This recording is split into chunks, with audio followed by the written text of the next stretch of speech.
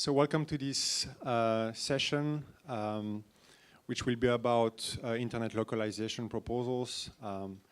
I know they've put desserts right after outside the room, but I hope you will stay with us or bring the desserts in the room. So in the next 59 and 10 seconds, we will talk about one of the side effects or after effects of surveillance disclosures in the shape of several announcements that have been made by a few countries to further localize the internet or further contain the internet within national borders.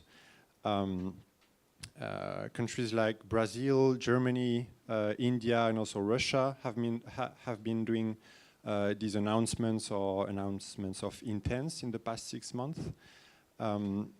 And well, basically we can summarize these proposals in sort of 3 main buckets. One bucket or type of proposal relates to forcing foreign companies to build data servers in the country. That was maybe firstly, I think, discussed in Brazil in Marco Civil. Now it's out of the Marco Civil, but it's been discussed in India as well. Last week, if I'm not mistaken, the Russian parliament has adopted a law to also force foreign social media companies to build servers in Russia. Other proposals relate more to creating national internet services, like, for example, a national email service or national cloud services. Germany has been doing it for a while. More recently, they've announced something called Email Made in Germany, which is a sort of joint initiative by Deutsche Telekom and other ISPs. I think Brazil is also developing a national email service. And a sort of third general bucket relates more to the flow of internet traffic. So, for example, building more internet exchange points to peer traffic locally. Build submarine cables. Brazil and the EU have announced a huge deal to build a submarine cable in 2015 between Brazil and, I think, Portugal. And also we see some proposals which go a bit further in that sense with the idea that the traffic between citizens of the same country should not leave that country. Again, I think in Germany we've heard talks of a sort of 100% German internet or internets. So basically, these are sort of the 3 main proposals that we've seen in the past 6 months. Well, the panel is here today because, well, actually some of these proposals and the most difficult ones could generate major shifts in how the internet works, technically, in how companies innovate and deliver global services, and also on actually user choice. On the other hand, some of these proposals are more established internet development measures, again, like internet exchange points to improve the user experience. So it's really a mixed bag, and we have a very distinguished panel today to help us sort of figure out which of these proposals may be harmful for the internet and users, and which other proposals may be actually more useful for that. So next, we'll have a few introductory thoughts from our panelists. The first one is Chris Riley. Welcome, Chris. Chris is a senior policy engineer at Mozilla. So Chris, do you think that the focus on the geographic location of data is it a useful approach to restore the trust of internet users? And how do you see this notion of localization fitting with Mozilla's vision for the internet? Sure, thanks, and welcome all. I'm glad to be here. It's an interesting time. I came from Sao Paulo and NetMundio before this, as I think many other people did. And actually, the 3 issues I've been sort of most focused on over the past few months have been internet governance, response to aggressive American surveillance, and net neutrality, which is a really, it helps me think about how to think about these localization methods and which ones we should be encouraging and which ones we should be discouraging. So I think the short answer to your question as framed is no. I don't think localization of data is a very useful or very productive or generally good way to help work to restore trust on the internet. So Mozilla has sort of two, like a short-term thought on vision on what fits into the space, and then our long-term. Our organizational mission is to keep the web and the internet open, innovative, interoperable, accessible. We are an open internet-focused organization in many senses of that, and that translates to a lot of different engineering features and policy and advocacy features. But in the short term, we very much believe that the aggressive surveillance that has been revealed over the past year and change has significantly damaged trust on the internet around the entire world, I think. And so we're sympathetic, obviously, to people who are very bothered by this surveillance and want to do something to restore it. But when any of those solutions ends up cutting against our other institutional goal of keeping the internet open and innovative, then we have to look for a line to draw. I mean, it's not really that complicated, right? So our barometer on the different things that we'll talk about later is really going to be, you know, does this response to surveillance close the internet? Does it restrict choice? Does it restrict communications? Does it restrict speech? And if it does, our initial reaction is going to be, that's a bad thing, unless there is some really, really, really compelling case, and I can't really think of a good way to restore trust in the long term by restricting speech and communication that would make sense to me. So the extreme here, I mean, we're at an event on internet freedom, and we're talking about surveillance and localization, but the extreme of what closes the internet are firewalls, right? National firewalls around countries that significantly censor speech and political activity online, right? And we're not talking about firewalls per se here. None of these techniques are of that nature. But at some point, I think it can become legitimate to make a comparison between technological firewalls that sort of strive to keep data in a country and try to cut off international communications, and sort of legal or other kinds of technical structures that are trying to achieve the same goal, albeit for a different purpose. So anyway, I think the short version is I find myself very skeptical when a response to the damage in trust is engineered by closing barriers, by closing borders, by trying to put back in the Westphalianized internet or whatever the term of the day is for that. And it's not necessary, right? I think there's a lot of other threads that don't involve restricting or cutting off or changing the inherent architecture and engineering of the internet in order to restore trust. Thanks a lot, Chris. It's good you mentioned the technical engineering of the internet. The next speaker is Jari Arko. Jari is chair of the Internet Engineering Task Force, which is the body that develops open internet standards. So, Jari, the internet is it's a global network of networks that I guess was not designed to recognize national borders per se. So do you see those localization proposals as a potential threat to an interoperable and global internet, or do you also see some value to them, for example, the ones that focus on building internet exchange points and cables as opportunities maybe to make the internet more resilient? What's your view on that? Thank you. And I think it's a little bit of both.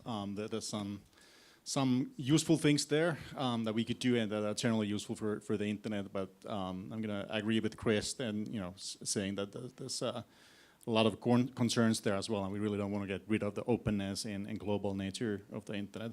And I wanted to expand a little bit on that, the good and the bad things. But before that, I wanted to go to the surveillance topic in a little bit more generic sense. So trying to understand what kinds of things have been talked about and could be done about it. So obviously there are some political and legal aspects, laws and transparency, for instance. The technical community has been talking quite a bit of this as well, mostly from the perspective of what can we do under the current situation without any changes elsewhere.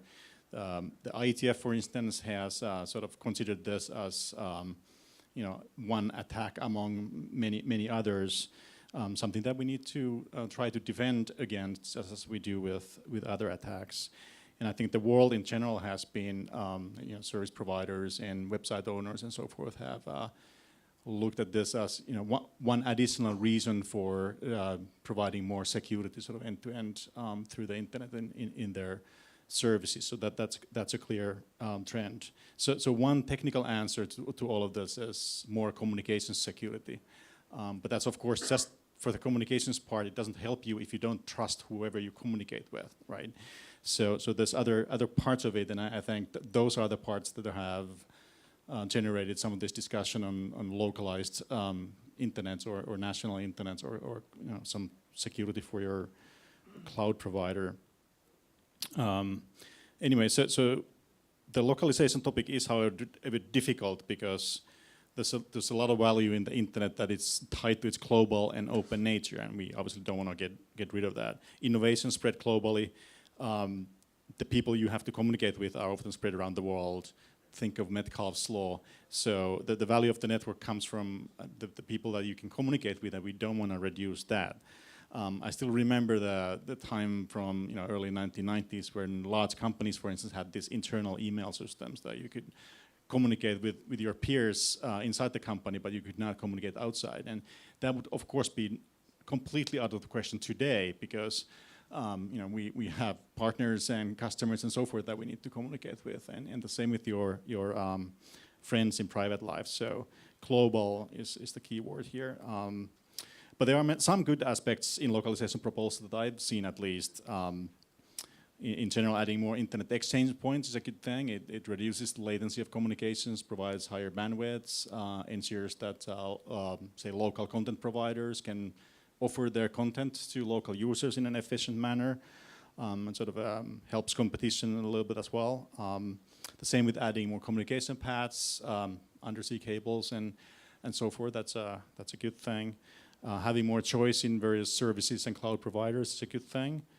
And also I'll point out that there's a lot of businesses today that compete on, we can provide you with these services in a secure and trustworthy manner. So we should not forget that should be possible also in the future, not just tied to where you are. But network localization is not a solution for all problems, or it's not necessarily a solution for this particular problem. I hope we agree at least that the global and open nature is a key, and we can't do anything that would prevent that. The other thing is that network connectivity doesn't really follow national borders, because you have, networks are built out. I mean, the internet is a network of networks built out of voluntary connections between parties who want to communicate to each other. And there's many separate and overlaid parts, for instance, global operators and global large companies. And the network reacts to changes. So something happens, you route a different way, and as long as you get there, you're going to be good.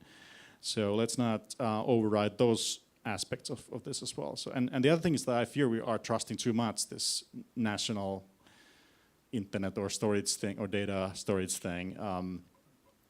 First of all, I'm not always certain that I would trust any governments, including my own, to handle these things properly. But the other thing is that if the communications are open and can be seen by some number of people, then who is to say that there isn't someone who can still take the data, even though it's within this country, and take it elsewhere and use it for other purpose. I just read something today in the news about Microsoft and some court decision, and where the requests for data, where they need to provide the data from, and that's it. That court decision said not just from the US offices, but all around the world. So it's not clear that localization helps. So I would actually advocate building more exchange points and cables and so forth, all the good reasons like faster communications. But for the rest, I'd actually start from having some awareness of where is your data. I mean, start from the awareness that people are aware of that. Secondly, choose the trustworthy partner to hold this data. And third, use encryption technology. The communications are then secured. Math and crypto are still your friends. And then the routing doesn't matter so much anymore. Thanks a lot. And I think we'll get back to many of these elements and the question of trust as well. Is it better to trust your government for your emails or other solutions that should be more related for each end user to increase their security? Next is Emma Lenso. Emma is director of the Free Expression Project at the Center of Democracy and Technology in the US. So as we said in the context of the discussion, again, many of these proposals, and well, actually most of them, they stemmed as a response to the threat of foreign surveillance, with the sort of implicit argument that more control within the country would sort of protect the citizens of those countries. So do you actually think that localizing internet data would solve that issue of surveillance? And are there actually any risks that a more national internet would sort of replace external surveillance by potentially more national surveillance? Thank you. And to answer your first question, I'd have to say, no, I don't think the internet localization proposals that we've heard would really do much to counteract foreign surveillance. You know, what we've seen with the scope of NSA surveillance is it's huge. And I think kind of a broader frame to put on this is that the danger with a lot of these internet localization proposals is conflating the political with the technical and architectural. So, you know, take the proposal to store data locally in a country. You know, President Rousseff in Brazil put forward that kind of proposal back in the fall, which then was subsequently dropped from Marco Civil. But this proposal to require foreign companies to store Brazilians' data in Brazil was explicitly framed in terms of, you know, fighting back against NSA surveillance. This will help protect Brazilians from NSA surveillance. But what that doesn't really capture is that, you know, to the extent Brazilians are using services provided by companies based in the US government is going to be able to legally compel a US company to turn over a person's data regardless of where they store it in the world. You know, no number of local data storage mandates is going to change that. And so, you know, I think it's important to think of what is the problem. This solution of local data storage doesn't address the problem that US intelligence surveillance is insufficiently constrained by US law.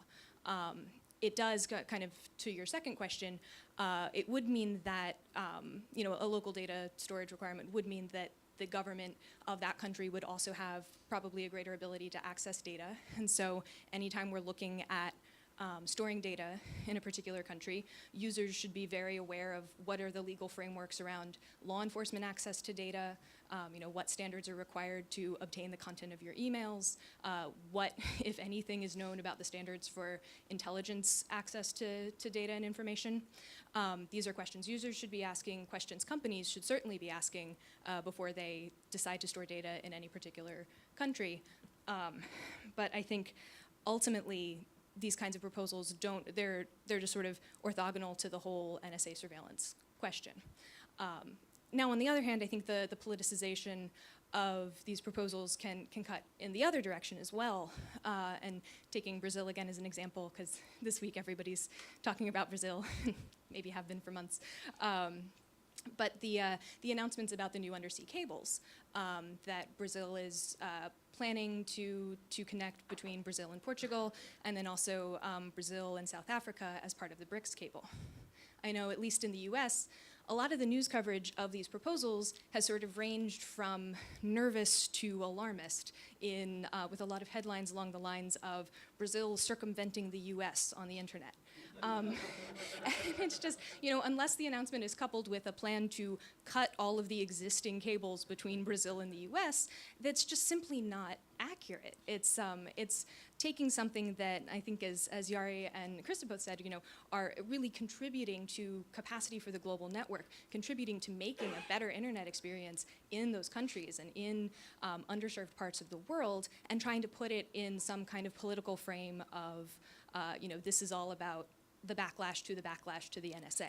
And so I think if we let those kinds of political fights cloud these issues, we're not going to be able to have the important conversations about technically what do these different kinds of proposals really mean for the health and stability of the network. Thanks a lot, Emma. Yeah, I think that the notion that there is a political will and the attempt to sort of match technical means to these political aims is one of maybe the key issues that creates problems around these proposals. So you mentioned Brazil. We have Joana Varon Ferraz who is a researcher and project coordinator at the Center for Technology and Society in Brazil. So as we said, Brazil was one of the first and most vocal country in proposing to sort of shield the national internet from foreign surveillance. So could you maybe tell us a bit more about the current proposals that are discussed? We know that data localization was originally in Marco Civil, it's not anymore. Do you think could it come back? I also think, if I'm correct, that the sort of national postal agency is mandated to create a national email service. What about that? And any comment you have on this submarine cable in 2015, which seems like a positive contribution to internet resilience.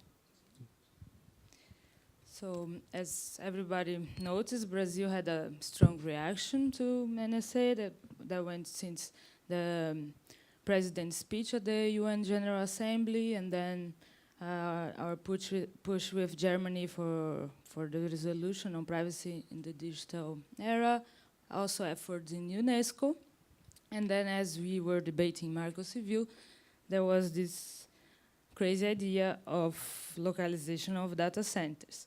Of course, the excuse for that was surveillance, but there are many other reasons that Brazilians were proposing this, and they frame it also as innovation policy in terms of fostering local data centers. That nobody bought that argument.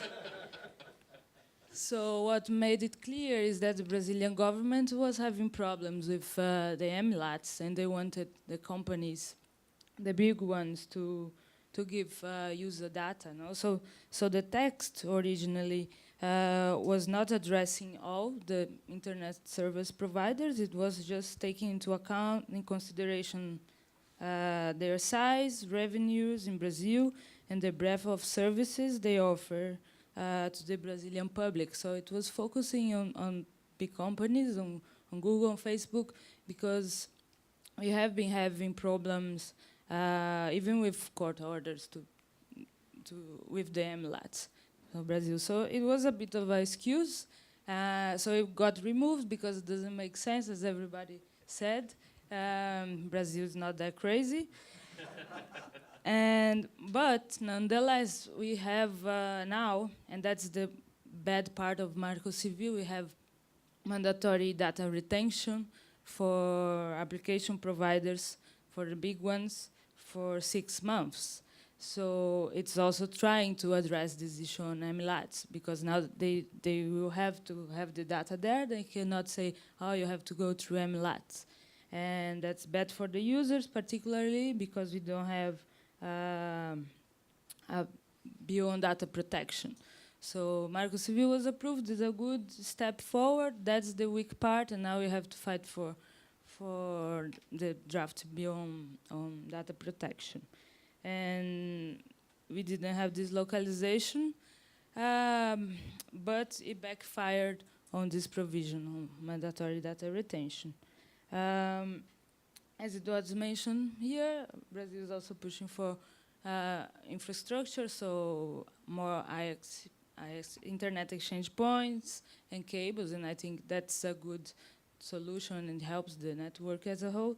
And another proposal that was, now I think is forgotten, but it was for the mail office to provide email service, encrypted email service. It's also a bit of a joke, I think. It would make sense if at least it's I don't know, CGIBR, the Internet Steering Committee, working on something like that. But it's a challenge for making people shift from Google to email service built by the post office. I'm not that sure. So I would say that teaching people to encrypt with PGP, OTR, and tools that are already there would be a good option, no?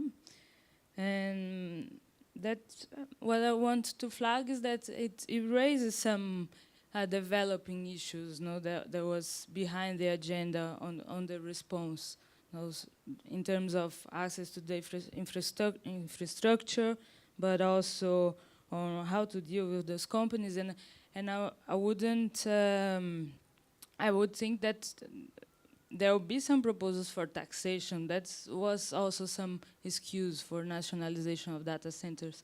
And our Ministry of Culture has been talking about this and is a bit annoyed about, because companies are set in Brazil, but not for bringing developers or innovation, but mostly lobbyists. So it's an issue as well. That's an interesting remark, because it increasingly looks like, well, in many of these proposals, there is a sort of opportunistic approach by some telecom companies to say, for example, we can have a 100% made in this country internet, or as you said, there are underlying protectionist or tax also motivations to that. Before we talk about, maybe get back to some of these specific examples, I was actually wondering if people in the audience would have any questions or remarks? Okay, sir, over there. James Leslie from Stockton University.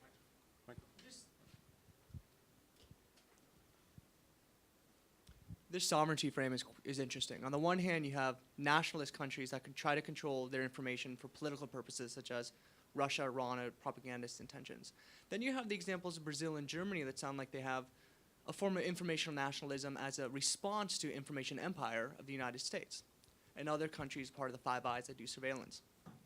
So if we're thinking in these terms, the question I have for how we look at data localization and traffic routing is, what would information interdependence look like? What would be a framework for having interdependent sovereignty or human rights-based information exchange and storage?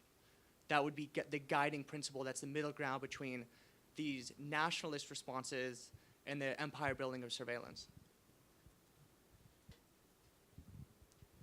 Okay, I'll let you think about it. Maybe we can take just a second remark. Sir over there, and then you guys. Fen Hampson, CG Canada.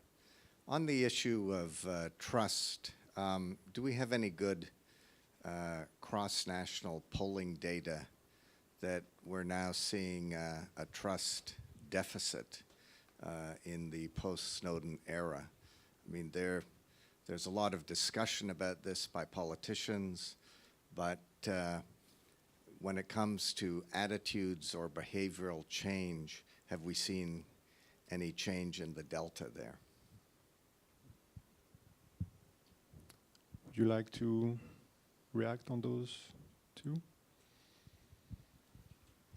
Well, just some thoughts in response to James's question, which I think was sort of about information nationalism versus information imperialism of the US. I think there are a couple of things that we see, and some of the internet localization approaches that we've been talking about are somewhat responsive to that. So, you know, one aspect of a country storing, that's based in one country, but storing data in another country, is that they're going to be subject to multiple jurisdictions. And that can mean that they may face competing demands from two different governments. And the demand may be as simple as one government saying, hand over data about this person, and the other government saying, don't hand over data about that person. And that's going to put companies in the position of having to figure out how to respond to these competing jurisdiction questions. And I think that could be a good place for companies to be. That's a difficult question. It's been a difficult question, throughout the history of the internet. But it does mean that the companies are going to have to be really addressing this question of what kind of variety of law are they facing in different countries, and maybe we'll pull them in more into the advocacy for pushing all law toward ideally a better standard as opposed to a weaker standard. I think it's also going to be important to look at national level legal reforms. One of the only or best ways for states to respond to this is through reform at the national level, and to kind of do away with this fiction that certainly exists in US law, intelligence law, about the ability to distinguish between the data of US persons and non-US persons, and just to move away from that standard and recognize that intelligence surveillance is affecting the human rights of all people. There's no way that the intelligence agencies can do the kind of fine-grained distinction that would justify perhaps treating different people's data differently. We just need a high level of protection for all data because the alternative is just completely insufficient under human rights law. So I think those are two kinds of developments that could point, I guess, toward what you're asking.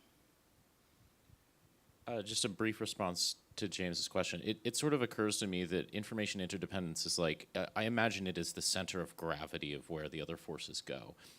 If you take out barriers and you take out gatekeepers and you let people respond to economic market forces and to their own desires to express and to communicate, I think we reach a state of information interdependence. I think it's these sort of parochial forces that are seeking to achieve nationalism or imperialism or other goals that are sort of standing in the way. But if you keep those from getting in the way, then we will gravitate towards global information interdependence. And then on the data question, that's a good question. I've seen incremental small surveys that have indicated a greater hesitation to communicate about certain issues online because of who might be watching it.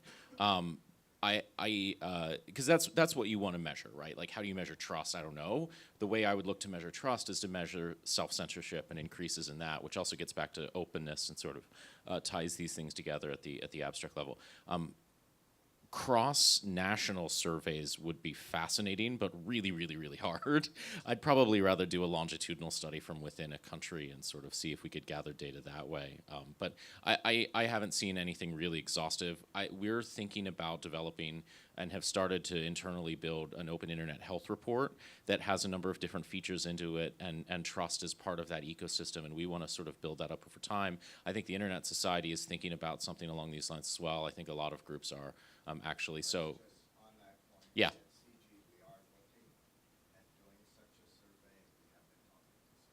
We should swap notes offline later. No, just the question on trust. I also don't know about any data on that, but I think we have some indicators that goes since Net Mundial and initiatives like that are trying to rethink the system, rethink the framework to address some gaps. And I think this is a reaction of the lack of trust. And yeah, just some indicators. In Brazil, at least when Facebook bought WhatsApp, we saw a huge migration of people to other kind of services like Telegram. And I think that indicates also lack of trust in Facebook.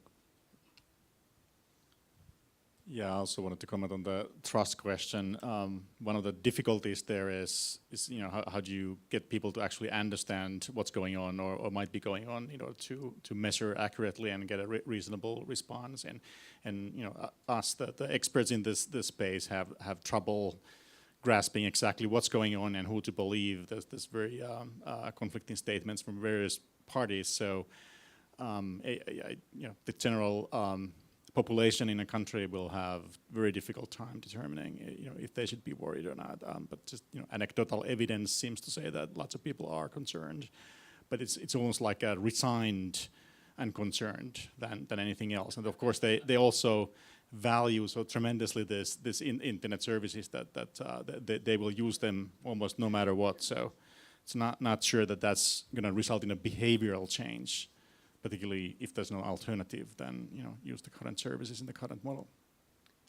And so to react on that point, if people cannot trust or don't trust third parties anymore, whether it's governments or companies, do you think we can get to a point where people will be able to easily manage their personal data or encrypt their communications? Do you think are the current tools easy enough for people to use, or is the difficulty of that making it useful for governments to step up and say, oh, we can actually create these national secure email systems?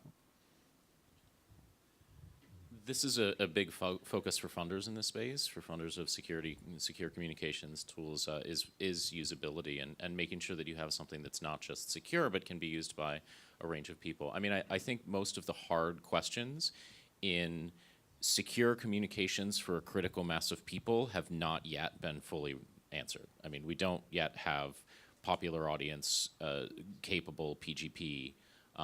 We're getting closer. We do have popular audience capable web browsing, and we'll soon have IM through the Tor web browser bundle and forthcoming IM bundle. But even that's not for everybody, even though all you need to do is download it and double click on it and use it. It induces latency, which resists a lot of people's casual use and so forth and so on. So we're getting there, but that's obviously one of the interesting questions. Yeah, and I agree with much of what Chris said. I think the web is in relatively good shape, although occasionally we keep finding bugs that have us worried a little bit.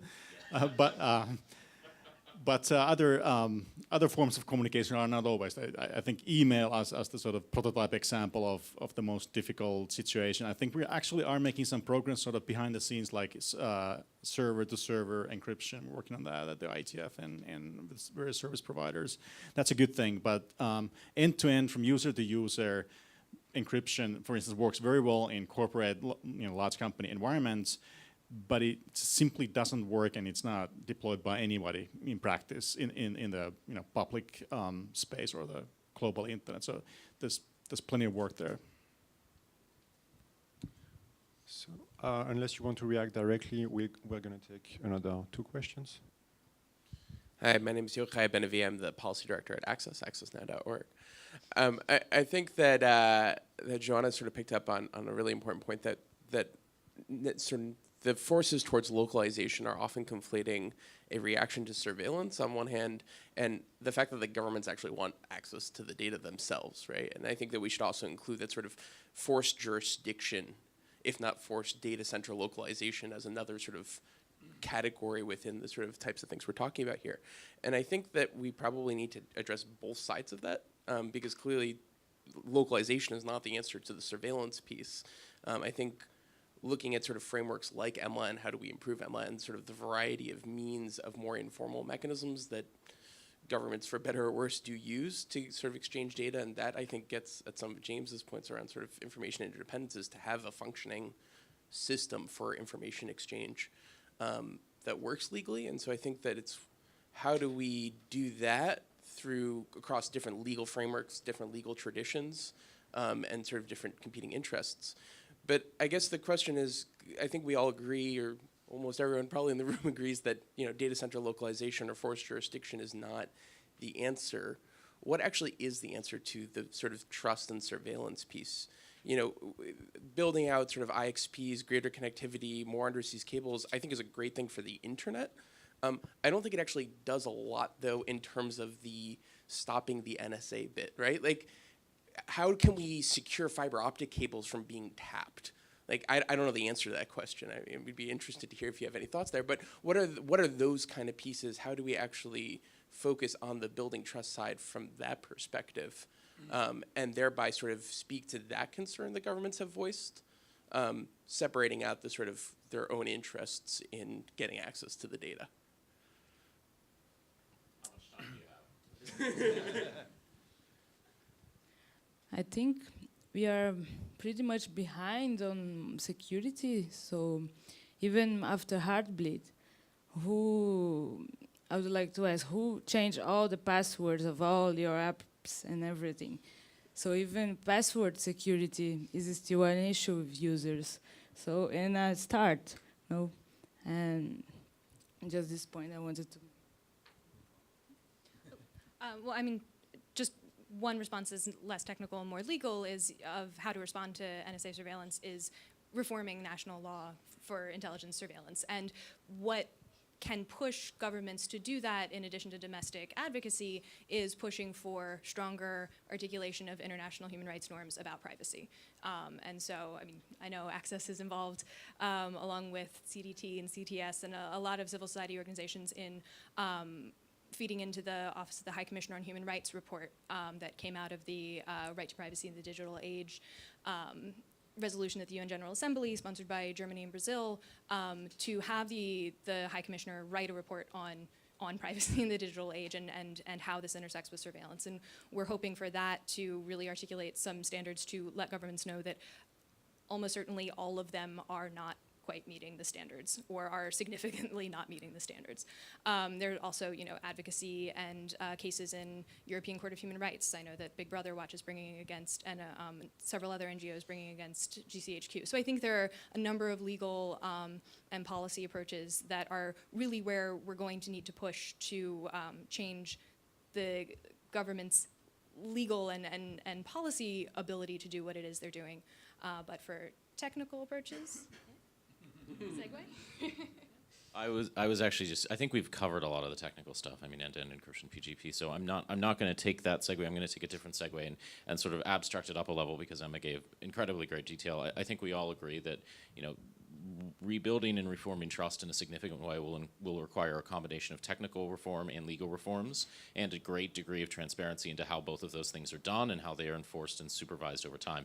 I want to pick up on the first half of your question and sort of propose a two-part test for thinking about the localization methods and segue us back to sort of the core of the panel at the same time and say we have to think, when we think about an individual measure like forced localization of a server within a legal jurisdiction, or even installing a new undersea cable, we have to think about two things. First of all, what does that action disable? And second of all, what does that action enable? And what are the harms and the risks of both of those? So when you take the forced localization, what does that disable? It disables a certain degree of international commerce and trade and communication. It enables a greater risk of surveillance within that country's borders, even as it disables perhaps a little bit some degree of remote surveillance, right? Undersea cables, what does that disable? I'll get back to that. What does that enable first? I actually have something, but what does it enable first? Well, there's a lot of potential good for undersea cables, right? It can enable better communications, more diversity and redundancy of pathways and so forth. What does it disable? Think one step down the road. Put in the undersea cable from Brazil to Portugal.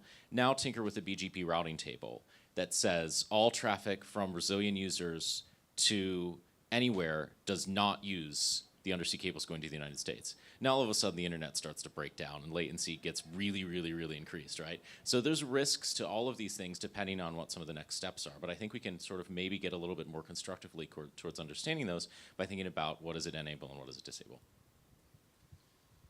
Yeah, so up-leveling a little bit. So I guess we all are searching for the silver bullet that solves this surveillance problem somehow. But unfortunately, there is no such silver bullet, that single thing that just makes this problem go away and for good. That the reality is that we actually have to work on multiple fronts. There are some technical things we have to do.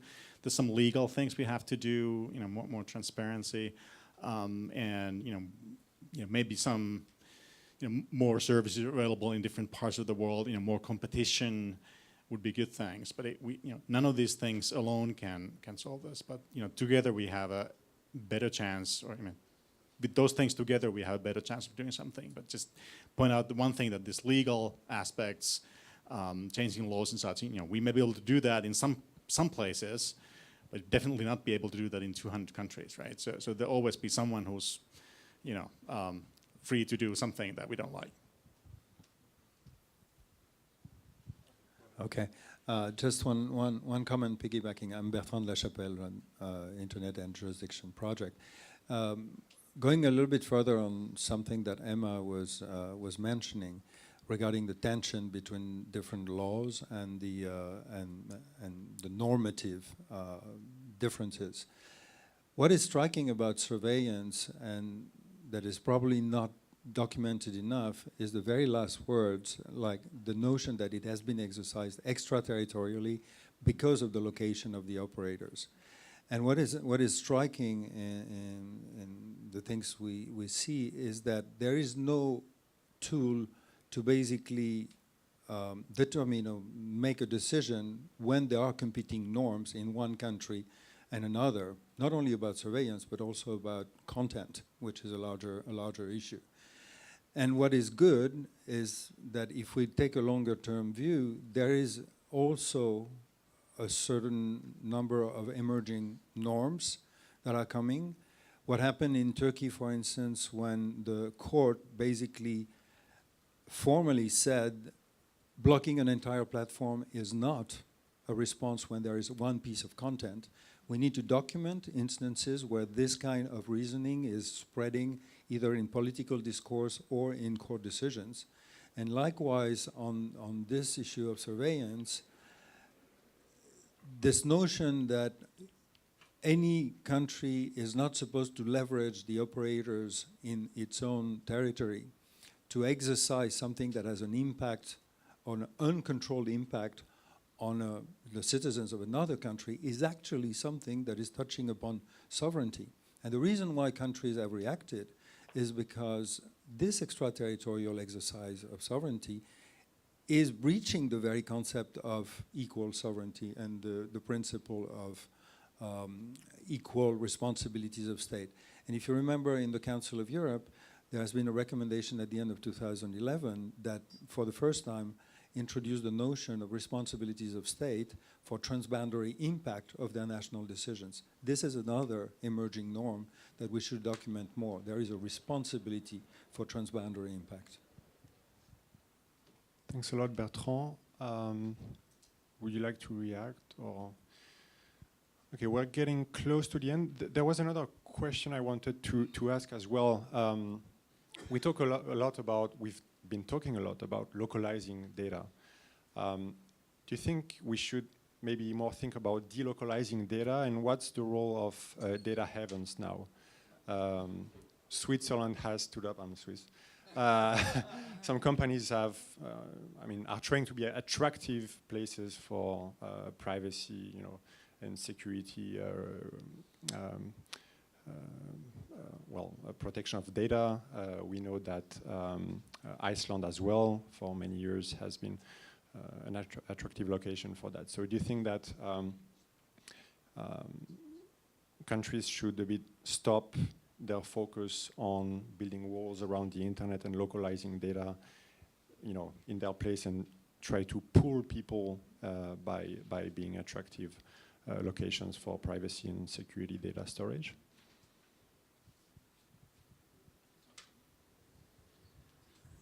I kind of like this idea. We'll instigate a race to the top of good privacy and security practices for data. Obviously, not everybody is going to want to compete on that front.